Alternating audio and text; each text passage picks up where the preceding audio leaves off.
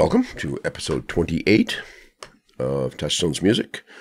I'm continuing my series of music and albums I purchased in the 60s and albums which have been touchstones for me ever since. The Grateful Dead are one of the most enduring and durable bands of the 20th century. Spawned in the beat folk era of the early 60s, they fully embraced the hippie culture phenomenon that followed and went on to become a culture phenomenon themselves. From 1968, let's consider their second album, Anthem of the Sun. And let's hear a little clip from that, which will be, that's it for the other one. Spanish lady come to me, she lays on me this rose. The brain goes by round and round and tremble, then explodes.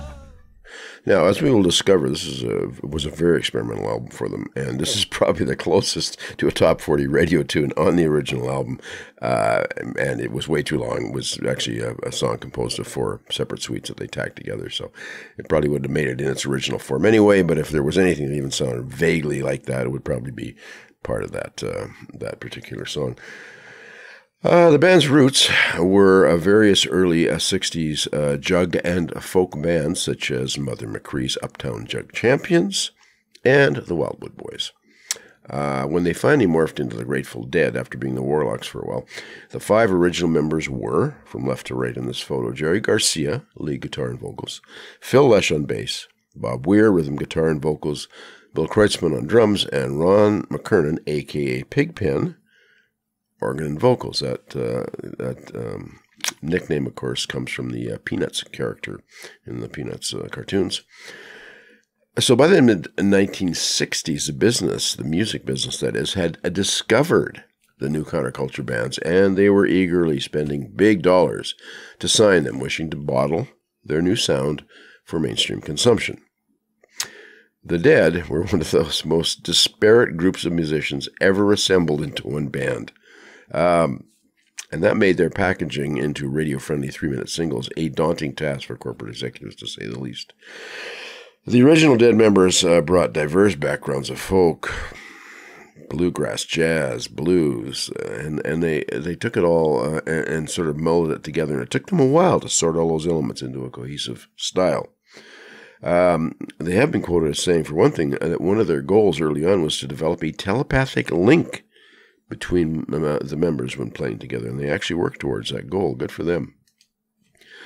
The first self-titled album had reached number 72 on the pop album charts, so they had a contract for a second album, and the contract for their second album reportedly included unlimited studio time.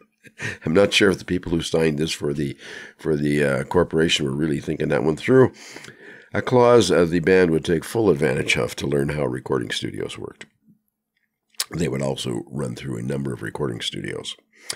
Their producer, David Hassinger, who had also produced their previous album, quit partway through recording sessions. He felt the band were taking too long and didn't seem to know what direction to take with their music. Because their eventual studio recording time only totaled 1/3 of the album's projected length, the band itself began taping their live shows, and then they enlisted their soundman, Dan Healy, to splice the live and studio song recordings together back in the studio to lengthen the songs out. This was very innovative for the time and resulted in an album that was sort of studio/live. So it was recorded between September of 67 and March of 68. There was quite a few studios, too many to list here, both on the West Coast and later on the East Coast. And when they'd run through one studio or the studio would get tired of them, they'd run to the next one. The producer credits went to David Hassinger because he was there for part of it, and also to the Grateful Dead as a band. And Dan Healy, the aforementioned soundman for them who did the splicing, actually got an executive engineering credit on this one, so good for you, Dan.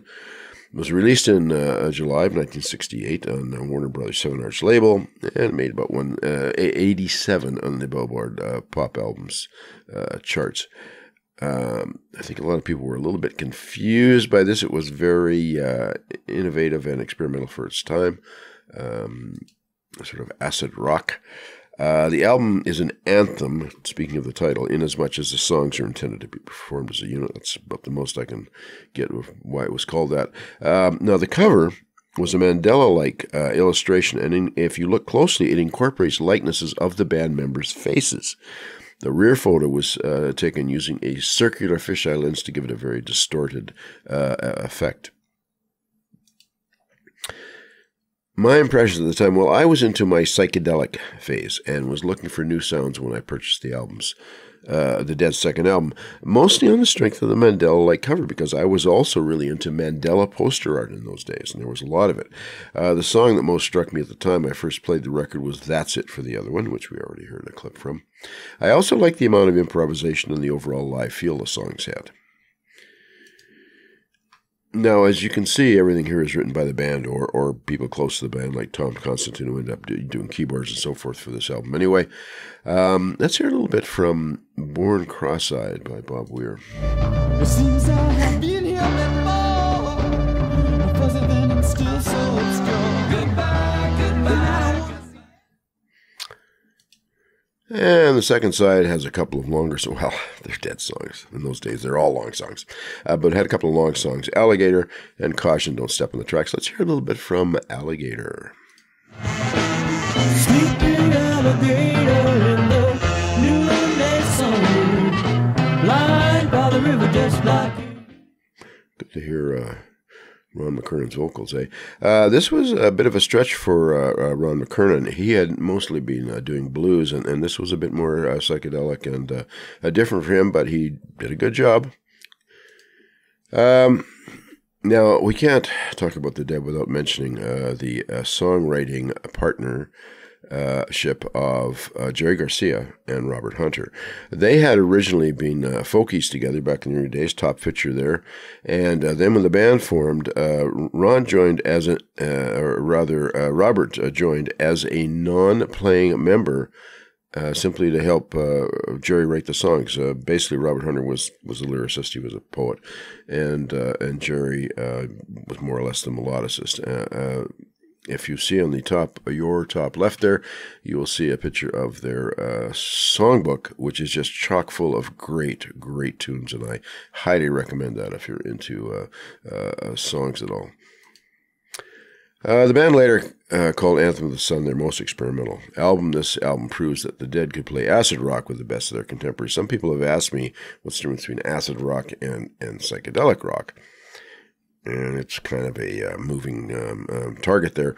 To me, psychedelic rock is more, it's a mishmash of, everything from raga rock from ragas from India, Middle Eastern musical forms. There's jazz, there's country, there's blues. They mished it all together into a very creative mix.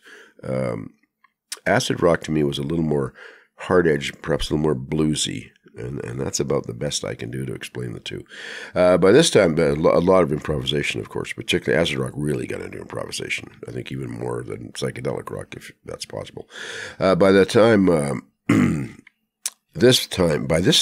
the band had added another drummer also. So they were one of the first bands to experiment with two drummers. Allman Brothers is another famous example. Of course, the Santana band had 3 percussionists, so that was kind of a thing, and I'm kind of thinking that they kind of started the ball rolling here. They're one of the first ones that I know of that did that. The group demonstrated their jug band roots by playing a wide variety of musical instruments, from claves to kazoos, on this album. Let's take a look at what they used on the album.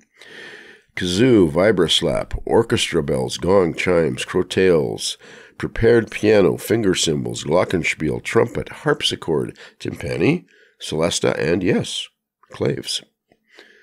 So they pretty well threw everything but the kitchen sink in there, and there's a possibility there's a kitchen sink in there as well. Actually, if you listen to Alligator, you'll hear a kazoo. Even on that clip that I played you. Is there another band or artist whose fans have such an overt sense of community? I can't think of one.